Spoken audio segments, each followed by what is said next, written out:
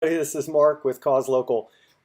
As I'd mentioned to you on some previous recordings, this is going to be the first official recording, and I thought I'd put up my professional photo, but also in the beauty of transparency. Hey, this is me right now in my basement following a great workout this morning. Anyway, what I'm trying to do is, as you know, there's lots of content, lots of things that you're trying to consume, and you're trying to do it everywhere and anywhere. I think that ultimately we're going to see this audio and YouTube videos that are being listened to during all this passive travel time and everything else. That's ultimately where we're going to end up. But this maybe give you some nuggets. If it gives you some great nuggets, hey, you'll come back and you'll listen. I'm going to try to do this every day. If it doesn't, then guess what? It'll just dissolve like a lot of things do. But I thought I'd address some pretty big topics because when you've been around the block a little bit, you understand from owning your own companies, working for big companies, you start understanding, some commonalities and things that you might be able to use in your business or within your company. And really, what was the basis of my company now, causelocal? We connect brands specifically with schools and education, with our ultimate goal is self-funding education. What we're going to talk about today is trust.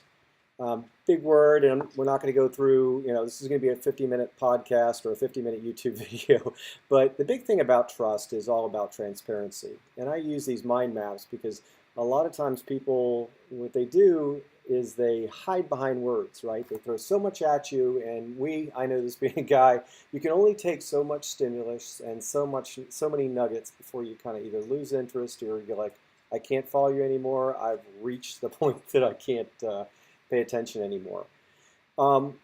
Did a study as we started causelocal on what are the key components of trust. And it really does matter because if you don't build trust, you don't build relationships, right? If you don't build relationships, people aren't going to do business with you and the whole thing comes tumbling down. And probably one of the worst things is fake trust, right? I can say that I support this. I can say that I'm doing this. I could say I'm religious in a certain way.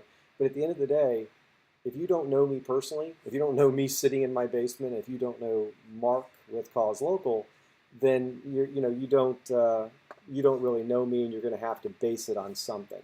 So in this study, before going through and developing causelocal in our whole platform, we looked at things like blood, right? That's the first part of trust. And who has your blood? Your family, right? Your uncles, your cousins, your nephews, all these people around you that know you. And if someone comes up and says, guess what, I'm your cousin, right away there's an affinity. There's this thing, guess what, I trust you. I trust you because you're family. The second is proximity. Let's say you move into a neighborhood, you got an next door neighbor, you talk to him, trick-or-treating, having a beer or something like that, and he lives 2 doors down. Just because he lives close by you, you now have a certain level of trust. Not a blood trust, family trust. So someone who lives next door, that's a level of trust. Next, interest. We see people at the soccer game. We see people of certain nationalities. I'm from Cuba, or I'm from France, or I'm from Northwest Indiana. No matter what it is, if you have an interest or you've lived in a certain area, then you're gonna create a bond. Oh, I know people who are like that from Indiana. They tend to be a lot friendlier. Next would be religion. That's a big one, right? Because if I'm of the same faith and I believe in the God that I believe in, then guess what? I'm going to have an affinity to you. You're going to trust me with things, and that's an absolute huge one. And it's usually a very, very close bond, and also one you have to be very careful with because, different ties in with different things can, as you know, It's don't talk 9:30. about religion and politics. Another thing that I didn't mention with interests are sports. I think I mentioned soccer, but sports are a big one because you're getting together, you're either coaching or you're cheering on your children. And that's a big thing because when you connect your children with an interest, you've really got two things. Hey, I know my son Blake, he does this. And guess what? We're at the game together. We're sitting next to each other. He has a son about the same age. Before you know it, we build a bond. Business type, right? Boy, that really worked out well. I know you love this program. I really do a lot. When you look at a business type, you could be a for-profit. You could be a nonprofit. there could be some ties in with that. Or you could be in a certain industry. You could be in medical or consumer packaged goods, or, you could have a certain interest in education. Also, the number of interactions, right? How often do you interact? And what type of time are you together when you interact? Is it on the phone? Is it in person? So if you look at all this, you'll get really quickly that there are many different ways to build trust. And now the question becomes, what do you do with it, right?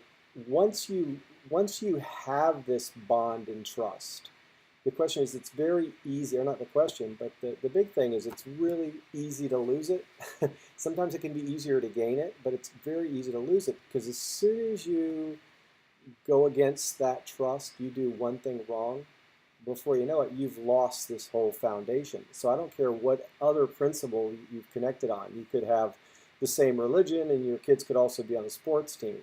If something happens in sports, it could have a direct relationship to the religion, or to your business type. If your kid cheats or you cheat in a company softball team, does that have a relationship between how you're going to act in business, right? And if you work for a for-profit, how's that going to happen versus a nonprofit? Anyway, the reason I go through all this is that these are the core fundamentals of what we try to do with causelocal, and what we're doing with causelocal is that we know that if we build a system and it's not based on absolute trust, then guess what? The whole thing will come tumbling down. And the biggest way to lose trust, as a lot of you know, is money. And not tracking money, and not saying something that you're not doing. And this is a slippery slope to walk down. Because if you talk about money, there's a lot of different things in business models, as you know. You look at what's happening right now with Facebook. Facebook says they want to connect the entire world and build this entire community.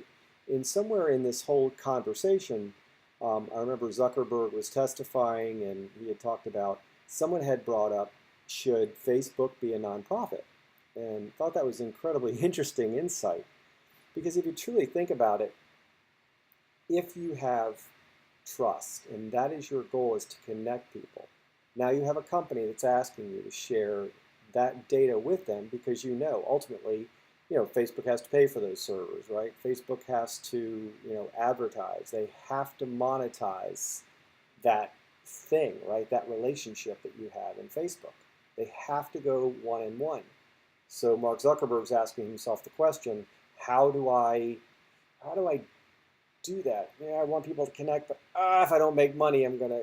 So anyway, we went through the same things in the development of causelocal, and the system we have looks at trust as the core foundation, and transparency. And really a big reason it's taken us a long time is that if we can do that right, and our customers can understand that ultimately a great percentage of our revenue goes directly to a very specific cause with our program, then it will be successful. So right now, starting off with schools, we give 50% of every revenue source, profit, not revenue, profit, and there's a big difference, to the individual schools where we set up this program. Anyway, just wanted to give you an overview and let you know kind of how we see trust, and how we truly understand how trust is part of causelocal, and really should be part of your business as well. Anyway, thanks so much. Bye-bye.